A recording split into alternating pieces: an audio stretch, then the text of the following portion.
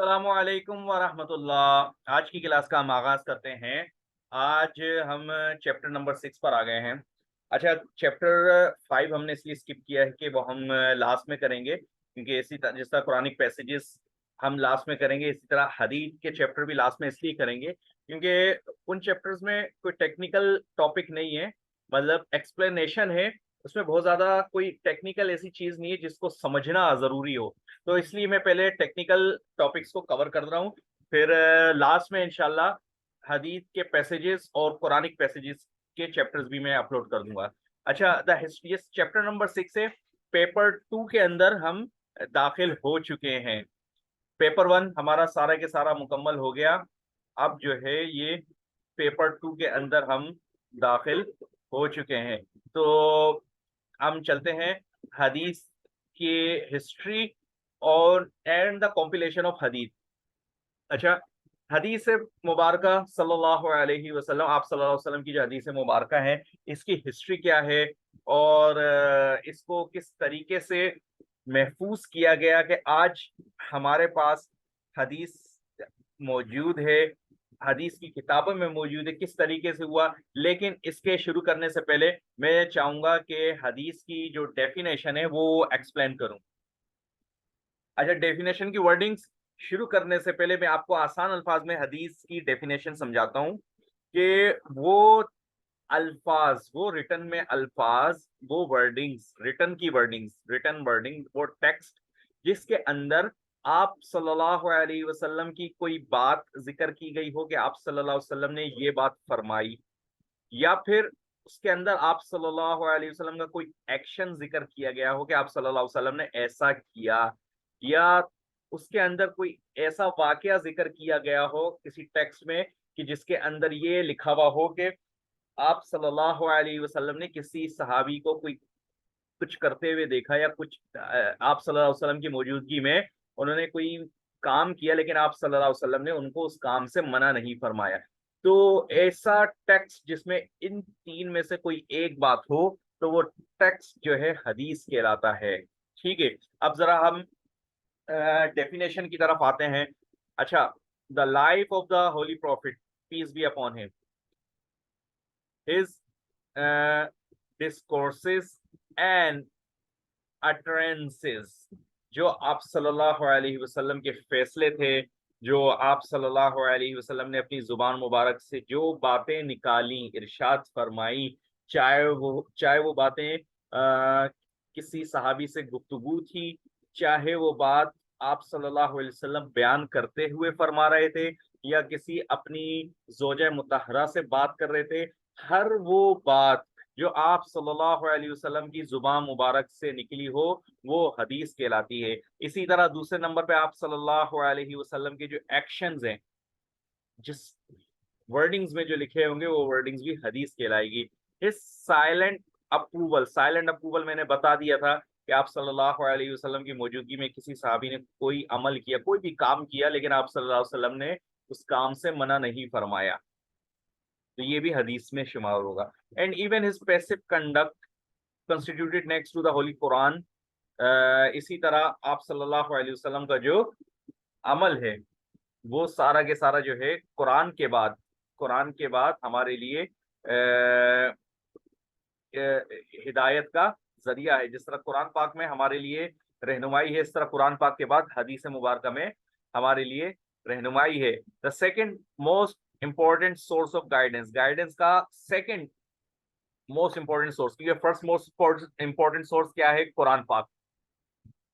ये थोड़ी ऊपर वजाहत लिखी हुई है, ये मैंने पहले इसलिए पढ़ा ऊपर वाले को छोड़ के कि ये असल जो वर्डिंग्स है, ये हदीस है। अब हदीस की डेफिनेशन है, एक्चुअल डेफिनेशन जो हदीस की है, वो ये वर्डिंग्स है। ये पूरी एक्सप्लेनेशन है, ये पूरी की पूरी ऊपर से लेकर नीचे तक, ये असल वर्डिंग जो है, ये 3 लाइनें, ये हदीस की डेफिनेशन है। अच्छा, हदीस का वर्ड एक अरेबिक वर्ड है तौहीस, उससे निकला है, जिसका मतलब है इन्फॉर्म करना। एक और मीनिंग होते हैं हदीस के, वो होते हैं गुफ्तगू। अच्छा, ये बताता है आप सल्लल्लाहु अलैहि वसल्लम की सेइंग्स को, आप सल्लल्लाहु अलैहि वसल्लम की साइलेंट अप्रूवल को किसी कंपेनियन के एक्शन पर। ठीक है, और closely connected to the word hadith in terms सुनना। इसी तरह हदीस के करीब करीब एक और वर्ड है जो कि हदीस के करीब है, वो है सुनना। अच्छा, सुनना क्या होता है? This mean a manner of acting, यानी कि कोई अमल, आप सल्लल्लाहु अलैहि वसल्लम का जो एक्शन है वो सुनना कहलाता है। यानी कि सुनना का मतलब होता है तरीका, way. It indicates the doings of holy prophet सल्लल्लाहु अलैहि वसल्लम। ये सुनना की आगे डेफिनेशन चल रही है। इट इंडिकेट्स, ये इशारा करता है आप सल्लल्लाहु अलैहि वसल्लम के एक्शंस को। लेकिन सुनना यानी कि वो एक्शंस आप सल्लल्लाहु अलैहि वसल्लम के जो किसी वर्डिंग्स में लिखे हुए होंगे, जो बुक में लिखे हुए होंगे, वो वर्डिंग्स हदीस कहलाएगी। हदीस एक्चुअली जो है बात को कहते हैं, और सुनना जो है आप सल्लल्लाहु अलैहि वसल्लम की तरीके, एक्शन को बोलते हैं। अच्छा, अब हम शुरू करते हैं the history and the compilation of हदीस। अच्छा, ये बात आपको मालूम होनी चाहिए कि जिस तरीके से कुरान पाक को महफूज किया गया था, आपने यकीनन history and the compilation of the holy Quran पढ़ लिया होगा, तो लिहाजा ये बात आपको मालूम होगी किस तरीके से कुरान पाक को महफूज किया गया था। आप सल्लल्लाहु अलैहि वसल्लम के ज़माने में सहाबा कराम उसको याद करते थे, हिफ्स करते थे, अपने पास लिख के रखते थे, नोट्स बनाते थे। उस वक्त तो पेपर नहीं होता था, लेकिन लिखने के लिए जो चीज़ प्रोवाइड हो जाए उनको, चाहे वो पत्ते हों या हड्डियां हो, उस पर लिख के महफूज करते थे। और तीसरी चीज ये है कि उसको मखसूस आयात को याद करके नमाज में पढ़ते थे। यानी कि ये तीन तरीके थे आप सल्लल्लाहु अलैहि वसल्लम के जमाने में कुरान पाक को प्रिजर्व, महफूज करने के। फिर इसके बाद क्या हुआ? आप सल्लल्लाहु अलैहि वसल्लम की वफात के बाद हजरत अबू बकर सिद्दीक रजी अल्लाह तआला अन्हु के जमाने में जो है कुरान पाक को एक सिंगल बुक फॉर्म में कंपाइल किया, जमा किया। इससे पहले कुरान पाक मुकम्मल बुक फॉर्म में नहीं था, इसलिए ताकि आने वाले लोगों तक महफूज हो सके। इसी तरह तीसरी मरतबा हजरत उस्मान रजी अल्लाह तआला अन्हु के जमाने में जो है सिंगल डायलेक्ट पे जमा किया। तो सेम इसी तरीके से हदीस को जमा करना, महफूज करने के लिए भी बड़ी मेहनत हुई है पुराने किसी जमाने में, और बहुत ज्यादा इसके ऊपर काम किया गया है। अच्छा, तो कुरान पाक की तरह हदीस के अल्फाज को, हदीस को भी आप सल्लल्लाहु अलैहि वसल्लम के सहाबा ने बड़ा महफूज करके रखा है। ठीक है, और आप सल्लल्लाहु अलैहि वसल्लम के सहाबा ने इस काम को बड़ी अहमियत दी है और बहुत वैल्यू दी है कि आप सल्लल्लाहु अलैहि वसल्लम की सेइंग्स और डीड, यानी कि action, because almighty Allah said in the holy Quran. क्यों इतनी अहमियत क्यों दी साहबा ने? क्योंकि अल्लाह ताला जो है कुरान पाक में फरमाते हैं, ही मतलब इशारा है आप सल्लल्लाहु अलैहि वसल्लम की तरफ, does not speak out of his own wish. आप सल्लल्लाहु अलैहि वसल्लम अपनी मर्जी से कोई भी बात नहीं इरशाद फरमाते, but what is reveal unto him, बल्कि वो बात इरशाद फरमाते हैं जो अल्लाह ताला उनके दिल में डालते हैं, जो उन पे वही नाजिल करते हैं। तो साहबा ने आप सल्लल्लाहु अलैहि वसल्लम की हदीस मुबारक को भी बहुत ज्यादा अहमियत दी है और उनको महफूज किया है। अब किस तरीके से महफूज किया है, किस किस जमाने में किस किस तरह का प्रिजर्वेशन, कॉम्पिलेशन का काम हुआ है, उस पर जरा हम हाईलाइट करते हैं। चले आते हैं पहले period, first period of the compilation. अच्छा, पहला पीरियड जो था कॉम्पिलेशन का, यानी कि जमा करने का हदीस का, ये तो खुद आप सल्लल्लाहु अलैहि वसल्लम की जिंदगी में ही था। यानी कि इस वक्त आप सल्लल्लाहु अलैहि वसल्लम खुद मौजूद होते थे, और आप सल्लल्लाहु अलैहि वसल्लम जो भी कोई बात इरशाद फरमाते थे, सहाबा कराम उसको लिख लिया करते थे, उसको जुबानी याद किया करते थे। ठीक है, इस तरीके से हदीस को महफूज करने का काम होता था। इसके अलावा अच्छा, और हदीस को लिखने का काम जो है बाद में के जमाने तक चलता रहा, और ये शुरू हुआ था आप सल्लल्लाहु अलैहि वसल्लम के भी जमाने से। और तबा ताबेईन, यानी कि थर्ड जनरेशन सहाबा के बाद, यानी कि सहाबा के स्टूडेंट्स कौन? ताबेईन। फिर ताबेईन के स्टूडेंट्स कौन थे? तबा ताबेईन। यानी कि जो सहाबा के स्टूडेंट्स थे उनको वो ताबेईन कहलाते। ताबेईन मतलब फॉलोवर्स, अरेबिक वर्ड है ताबेईन, इसका मतलब है फॉलोवर्स। फिर उन फॉलोवर्स के जो स्टूडेंट्स थे वो तबा ताबईन कहलाते, means followers of the followers. ठीक है। अच्छा, इन जमानों में ये काम चलता रहा तीसरी एज तक, तीसरे जमाने तक, और ये काम रुका नहीं। ठीक है। अच्छा, अगर थर्ड पीरियड की बात की जाए, नहीं sorry, the first period of the compilation of हदीस वाज, ये आप सल्लल्लाहु अलैहि वसल्लम का जमाना था, और तीन मेथड्स के जरिए हदीस को महफूज किया जाता था। नंबर एक, मेमोराइजेशन, याद करके, हदीस को लिख कर, एंड प्रैक्टिस, यानी कि जो सुनते बात आप सल्लल्लाहु अलैहि वसल्लम से, उस पर अमल करना शुरू कर देते, तीन तरीकों से हदीस को महफूज करने का काम होता था। अच्छा, इमाम अबू दाऊद रहिमहुल्लाह फरमाते हैं कि हजरत अब्दुल्ला बिन उमर रजी अल्लाह तआला अन्हु क्या किया करते थे कि वो हदीस जो कुछ आप सल्लल्लाहु अलैहि वसल्लम से सुनते थे उसको लिख लिया करते थे।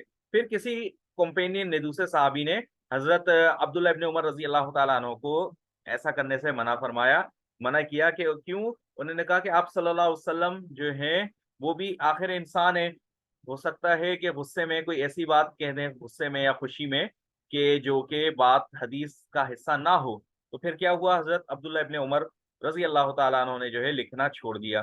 फिर आप सल्लल्लाहु अलैहि वसल्लम को इस बात का इल्म हुआ, आप सल्लल्लाहु अलैहि वसल्लम ने उनको बुलवाया और पूछा कि भाई क्या वजह है। तो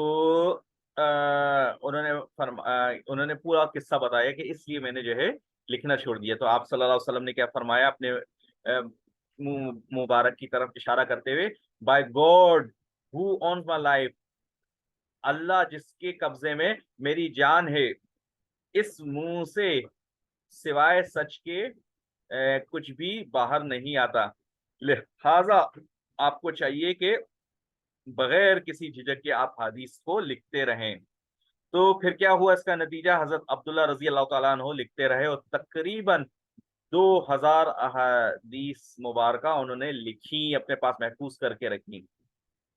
इससे भी अंदाजा होता है कि उस जमाने में अहादीस को लिखने का काम कितना ज्यादा होता था। इसके अलावा आप सल्लल्लाहु अलैहि वसल्लम ने खुद काफी सारे खुतूत लिखवाए थे। आपको अगर याद होगा, ये तकरीबन 7वीं हिजरी में मुख्तलिफ बादशाहों को दावतनामे लिखे गए थे।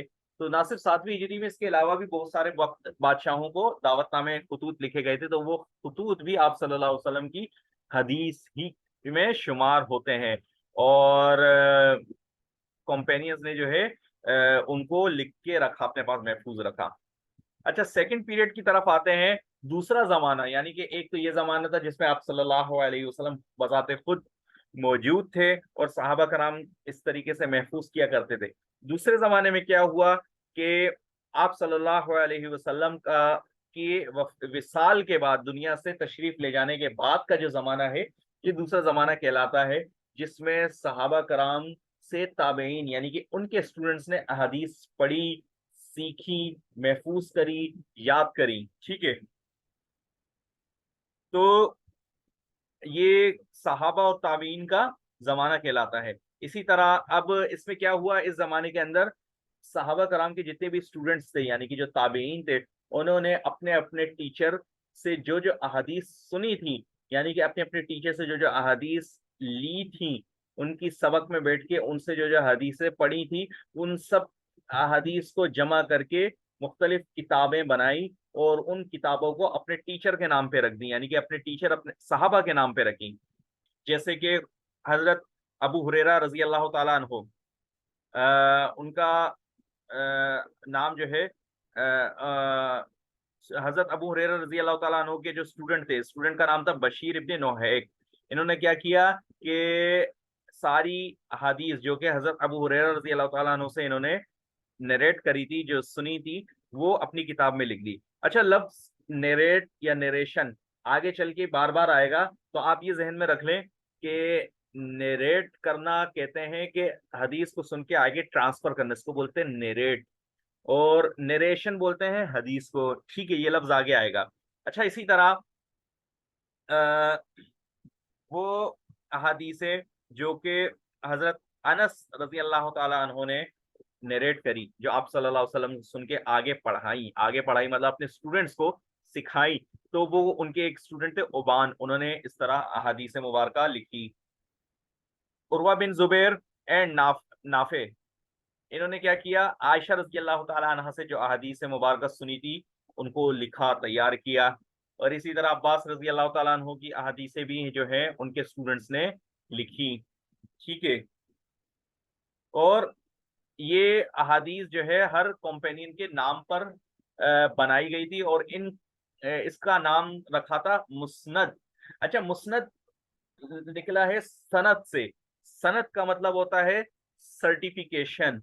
सर्टिफिकेशन क्या होता है कि किसी चीज की तस्दीक की जाए, कि ये तस्दीक की जाती है कि ऐसा ऐसा है।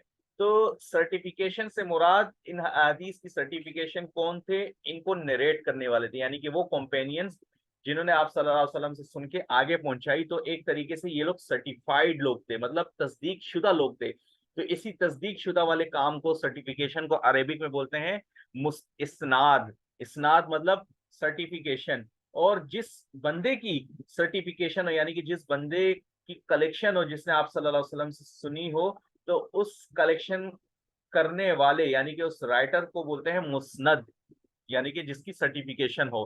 तो अब समझ में आया मुस्नद का क्या मतलब है। तो इनके स्टूडेंट्स ने अपने अपने टीचर्स के नाम पर किताबों के नाम रखे। जैसे अबू बकर रजी अल्लाह तआला अन्हु के स्टूडेंट ने जो अहदीस की किताब कंपाइल करके जमा करके रखी, उसका नाम रखा मुस्नद अबू बकर। इसी तरह मुस्नद अबू हुरैरा। मुस्नद means certified by Abu Bakr रजी अल्लाह तआला अन्हु। Why it is certified by Abu Bakr रजी अल्लाह तआला अन्हु? क्योंकि अबू बकर रजी अल्लाह तआला अन्हु ने आप सल्लल्लाहु अलैहि वसल्लम से सुना, सुन के अपने स्टूडेंट्स को पढ़ाया या बताया। तो इसलिए उनके स्टूडेंट ने जब किताब बनाई तो किताब का नाम रखा मुस्नद, यानी कि certified, certification from Abu Bakr रजी अल्लाह तआला अन्हु। मुस्नद ऑफ आयशा रजी अल्लाह तआला अन्हा। इसी तरह एक मशहूर कॉम्पिलेशन इस जमाने में जो हुई थी, एक मशहूर किताब जो अभी तक फेमस है, जो कि सेकंड पीरियड ऑफ कॉम्पिलेशन में कंपाइल हुई थी, वो थी इमाम अहमद इब्ने हम्बल की किताब, जो कि जिसका नाम है मुस्नद अहमद इब्ने हम्बल। ये किताब बहुत ज्यादा फेमस हुई थी और आज भी बहुत ज्यादा फेमस है। ठीक है। अच्छा, फिर सेकंड पीरियड ऑफ कॉम्पिलेशन में काम ये हुआ था कि अहादीस के चैप्टर्स के मुख्तलिफ ग्रुप बना दिए थे। उनके थीम के हिसाब से, थीम के हिसाब से मतलब टॉपिक्स के हिसाब से मुख्तलिफ अहादीस को डिवाइड कर दिया था। कि मिसाल के तौर पे नमाज से रिलेटेड जितनी भी अहादीस हैं उनको एक तरफ लिख दिया, तिलावत कुरान पाक से रिलेटेड जितनी अहादीस है उनको एक तरफ कर दी। इस तरीके से भी मुख्तलिफ चैप्टर्स के अंदर डिवाइड कर दिया था एक ही बुक के अंदर। ठीक है। अच्छा, इस टाइप की चेंजिंग में, इस टाइप की कॉम्पिलेशन में चैप्टर्स के हिसाब से डिवीजन कर देने के हिसाब से इस टाइप में एक किताब है मौता, और इसके राइटर है इमाम मालिक रहिमहुल्लाह। तो ये किताब बड़ी फेमस हुई है, जिसमें चैप्टर्स वाइज वो डिवीजन हुआ है। और एक और है अल मुसन्नफ ऑफ इमाम अब्दुल रज्जाक, ये किताब भी बड़ी फेमस हुई है। इसी तरह हजरत उमर बिन अब्दुल अजीज रजी अल्लाह तआला अन्हु जो थे रहिमहुल्लाह, उन्होंने एक कमेटी बनाई थी बड़े अजीम और फेमस स्कॉलर्स की, कि इनके जिम्मे लगाया गया था कि वो आप सल्लल्लाहु अलैहि वसल्लम की अहादीस मुबारका को लिखें। और उस कमेटी के अंदर जो मशहूर मशहूर लोग थे, जिनमें इमाम मोहम्मद बिन मुस्लिम, इमाम शाफी और इमाम मकबूल वगैरह शामिल थे। और अच्छा, ये जितने भी नाम आ रहे हैं इमामों के, बड़े बड़े मशहूर राइटर्स हैं। इमाम जोहरी भी दूसरे जमाने में इन्होंने किताब के अंदर अहादीस को जमा किया था। इसी तरह दूसरे जमाने में जो किताबें जमा हुई, इनमें से एक फेमस किताब किताबुल आसार, जो कि इमाम अबू हनीफा रहिमहुल्लाह की, और सुनन अब्दुल वालिद एंड जामे सुफियान सोरी रहिमहुल्लाह, इस टाइप की किताबें, ये किताबें शामिल हैं। अच्छा, तीसरे पीरियड की तरफ आते हैं। तीसरा पीरियड जो था, थर्ड पीरियड ऑफ कॉम्पिलेशन, ये हदीस को कंपाइल करने के हवाले से बहुत बहुत ज्यादा फेमस रहा है। क्यों? एक तो वजह यह है कि इस पीरियड में जो लोग थे वो तबा ताबईन थे, यानी कि followers of the followers of holy prophet सल्लल्लाहु अलैहि वसल्लम, यानी sorry, followers of the followers of companion, यानी कि सहाबा के जो स्टूडेंट्स थे उनके भी स्टूडेंट्स थे। और इस जमाने में अच्छा, इस जमाने में अहदीस को पढ़ना, पढ़ाना, सीखने का काम इतना ज्यादा, इतना कॉमन था। इसी वजह से इस जमाने को गोल्डन एज कहा जाता है। गोल्डन एज हदीस के लिए बहुत ज्यादा लोगों के अंदर शौक होता था। जगह जगह अहदीस के हलके लगते थे। लोग अहदीस सीखने, हदीस को पढ़ने के लिए कई कई दिन के सफर करके एक इलाके से दूसरी जगह जाते थे, सिर्फ इसलिए कि हदीस को पढ़ सकें, हदीस को सीख सकें। क्योंकि आप सल्लल्लाहु अलैहि वसल्लम से जो अहादीस मुबारक मुख्तलिफ सहाबा ने सुनकर लिखी थी, तो वो अपने स्टूडेंट्स तक फैलाई, फिर स्टूडेंट्स ने आगे फैलाई, तो इस तरह अहादीस की चेन चलती चली जा रही थी। चेन जो है आगे चलती चली जा रही थी, बीच में इस बंदे ने उससे सुना, उसने उससे सुना, उसने उससे सुना, तो ये होती है चेन। अच्छा, इस चेन के भी कुछ उसूल और ज़वाबित होते हैं, ये हम आगे चल के पढ़ेंगे। अच्छा, सहाबा कराम की वफात के बाद का जो जमाना है, ये तकरीबन थर्ड पीरियड ऑफ कॉम्पिलेशन कहलाता है। और इस जमाने में मुसलमानों को कम्युनिकेट सक्सेसर्स, यानी कि जो सहाबा के वो थे ताबेइन, यानी कि स्टूडेंट्स, उनकी बात पर यकीन करना था। वजह ये थी कि सहाबा कराम तो आप सल्लल्लाहु अलैहि वसल्लम की सोहबत याफ्ता लोग थे, तो उनके ऊपर तो यूं समझ ले आंख बंद करके यकीन था, उनकी उनकी ट्रस्टवर्दीनेस पर। लेकिन बाद में जो उनके स्टूडेंट्स आए थे, तो वो भी सारे के सारे मुत्तकी और बड़े बड़े लोग थे। लेकिन फिर अब लेकिन सहाबा तो नहीं थे ना वो, तो लिहाजा अब हदीस को नरेट करते वक्त, पढ़ते वक्त बड़ी जांच पड़ताल की जाने लगी कि मतलब अहादीस 100% आप सल्लल्लाहु अलैहि वसल्लम की है, इसमें कोई चेंजिंग तो नहीं हुई बीच में। ये इन सारे कामों की तहकीकात बढ़ गई थी। अच्छा, अच्छा, इस सेंचुरी में क्या हुआ कि बहुत ज्यादा जोश और जज्बे से ये काम हुआ, अहादीस को जमा करने का, लिखने का, इसलिए इस जमाने को गोल्डन एज भी कहा जाता है। ठीक है। Genuine reciting and memorizing tradition was considered to be privilege as soon as a number of them has been collected। बहुत मतलब सही तरीके से हदीस को पढ़ना, उसको याद करना, ट्रेडिशन भी हदीस को बोलते हैं, इस जमाने में एक अहम तरीन काम समझा जाता था और अहादीस को जमा किया जाता था। और ये वो टाइम था जिसमें हदीस को स्क्रूटिनी किया जाता था, मतलब जांच पड़ताल के। मिसाल के तौर पे आप सल्लल्लाहु अलैहि वसल्लम की हदीस है, किसी सहाबी ने सुनी, कोई सहाबी है वो फरमा रहे हैं कि आप सल्लल्लाहु अलैहि वसल्लम ने फरमाया, फिर उन सहाबी ने अपने स्टूडेंट को वो हदीस पढ़ाई, तो फिर उनके स्टूडेंट जब हदीस बयान करेंगे, क्या फरमाएंगे कि मैंने फलां सहाबी से सुना, फलां सहाबी कह रहे थे कि मैंने आप सल्लल्लाहु अलैहि वसल्लम से सुना।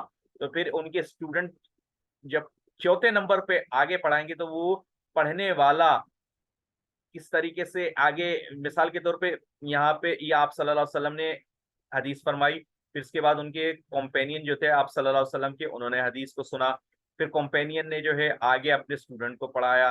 ठीक है। फिर इनके स्टूडेंट ने आगे अपने स्टूडेंट को पढ़ाया। ठीक है।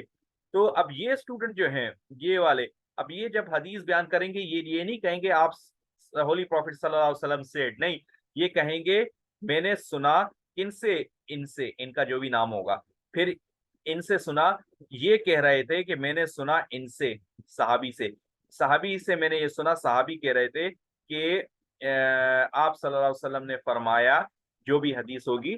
इस तरीके से ये होती है चेन, चेन ऑफ ट्रांसमीटर्स, यानी कि ट्रांसमीटर की चेन, यानी कि जिस जिस जिन्होंने अहादीस को आगे मुंतकिल किया। अहादीस की जो असल बुक होती है, वो मैं इंशाल्लाह उसका इमेज आपको दिखाऊंगा, बल्कि मैं आपको उसका इमेज दिखाता हूं कि किस तरीके से सहाबा कराम की बुक्स को नकल किया करते थे। अच्छा, ये देखें, ये मैंने आप लोगों के लिए एक हदीस निकाली है ताकि आप लोगों को समझने में आसानी हो। अच्छा देखें, हदीस की जो किताबें हैं, जिसके अंदर आप हदीस, किसी भी हदीस को आप देखेंगे तो हदीस आपको इस शक्ल में नजर आएगी। ये देख रहे हैं, ये ऊपर जितना भी ब्लैक हिस्सा है ये चेन ऑफ ट्रांसमीटर्स है, और ये नीचे जो है ग्रीन, ये हदीस है। मतलब बुक में ऐसे दो कलर नहीं है, ये वैसे ही वेबसाइट के ऊपर दो अलग अलग कलर्स करके लिखे हुए थे ताकि पढ़ने में आसानी हो। इस तरीके से आपको हदीस मिलेगी, ऊपर चेन ऑफ ट्रांसमीटर्स। क्योंकि जैसे मिसाल के तौर पर आप कहीं से ग्रेजुएशन करें, ओ लेवल्स कर लें, इंटर करें, लेकिन आपके पास जब तक सर्टिफिकेट नहीं हो, तो आपका इंटर, आपका मैट्रिक, ओ लेवल, ग्रेजुएशन कहीं भी एक्सेप्टेबल नहीं होगा। सवाल क्या होगा? अच्छा, ओ लेवल्स किया है, मार्कशीट दिखाएं, डिग्री दिखाएं। आपके पास अगर कोई डिग्री नहीं है तो कोई प्रूफ नहीं है। तो इसी तरह हदीस से पहले जो चेन ऑफ ट्रांसमीटर्स होती है, वो सर्टिफिकेशन होती है हदीस का, जब तक सर्टिफिकेट नहीं होगा तो हदीस जो है एक्सेप्टेबल नहीं होती। ठीक है, अब ये क्या है चेन ऑफ ट्रांसमीटर्स। अब देखें आप सल्लल्लाहु अलैहि वसल्लम के बाद कितने साल गुजर चुके हैं इस दुनिया में। तो 6 हदीस की मशहूर किताबें जो हैं बुखारी, मुस्लिम, इब्ने माजा और बाकी जो किताबें हैं, इनके राइटर्स ने जो किताबें जमा करी तो यकीनन चैन के जरिए हदीस इन तक होती भी आई। अब जैसे मिसाल के देते हैं, मिसाल के तौर पे ये हदसना, ये अरेबिक का वर्ड है हदसना। हदसना का मतलब है कि हमें बताया, किसने बताया? अल हुमैदी अब्दुल्ला इब्ने जुबैर, ये नाम लिखा हुआ है। यानी कि जो बुक के राइटर हैं, इन्होंने जो बुक में हदीस लिखी है तो ये अब सर्टिफिकेशन बता रहे हैं। क्या कह रहे हैं कि हमें बताया, किसने बताया? अल हुमैदी अब्दुल्ला इब्ने जुबैर ने। क्या बताया? कि ये कहते हैं काला मतलब कहते हैं, क्या कहते हैं कि हदसना सुफियान, कि हमें सुफियान ने बताया। यानी कि हुमैदी कहते हैं कि हमें सुफियान ने बताया, और फिर सुफियान क्या बोलते हैं कि हदसना याहिया इब्ने सईद अल अंसारी, कि हमको याहिया इब्ने सईद अंसारी ने बताया। फिर से काला का मतलब है सेठ, याहिया इब्ने सईद अल अंसारी क्या कहते हैं? अखबरनी मोहम्मद इब्ने इब्राहिम अत-तैमी। अंसारी क्या बोलते हैं कि हमें खबर दी मोहम्मद इब्ने इब्राहिम ने। अब मोहम्मद इब्ने इब्राहिम क्या बोलते हैं? अन्नहु समिया अलकमा इब्ने वकास अल-लैसी, कि इन्होंने सुना है, किसने? इब्राहिम अत-तैमी ने सुना है, किससे? अलकमा इब्ने वकास अल-लैसी से। अब अलकमा इब्ने वकास अल-लैसी क्या बोलते हैं? यकूल मतलब कहते हैं, क्या कहते हैं? समी तो मैंने सुना उमर इब्न अल खत्ताब, उमर इब्न अल खत्ताब रजी अल्लाह तआला अन्हु से। किस तरह सुना? कि अला मिंबर, मिंबर पे बैठे हुए थे, काला फरमा रहे थे, कौन? उमर इब्ने खत्ताब। क्या कह रहे थे? कि समीअतु मैंने सुना, किससे सुना? रसूल अल्लाह सल्लल्लाहु अलैहि वसल्लम, आप सल्लल्लाहु अलैहि वसल्लम से, यकूल आप सल्लल्लाहु अलैहि वसल्लम फरमा रहे थे इन्नमल आमालु बिन्नियात, अमाल का दारोमदार नियतों पे है। इस तरीके से हदीस की सर्टिफिकेशन होती, चेन ऑफ ट्रांसमीटर्स के। हदीस के लिखने से पहले ये लिखा जाता है कि हदीस इस बुक तक, यहाँ तक किस चैन के जरिए होते हुए पहुंची है। जब तक चैन सामने ना हो उस वक्त तक हदीस की ऑथेंटिसिटी का कोई एतबार नहीं होता। अच्छा,